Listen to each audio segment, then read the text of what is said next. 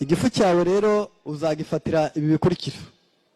Wafata amashu y'ubwayo, niyo ya mbere ku isi avura igifu. Hakurikiraho ikirayi, hagakurikiraho karoti. Ibi bintu bitatu iyo bihujwe ukabikatakata neza, ushatse wakora icyo bita kubiblenda ukabisya bikavamo umutobe ugashyiramo erayo.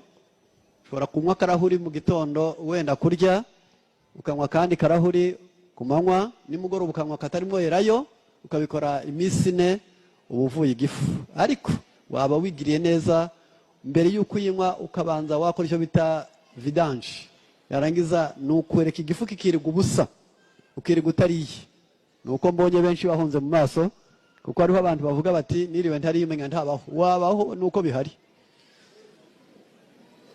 Wabaho wiriwe utariye, waba uri kwiyandika mu maîtrise de soi, wamenya kwitegeka wowe ubwawe.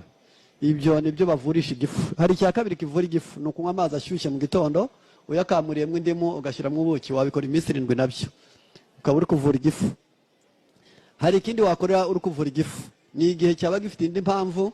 Igihe cyose cyaba cyaratewe na amibe, ufata ikirahure cy'amazi akonje meza. Ndasubiramo, ikirahure kimwe cy'amazi akonje kandi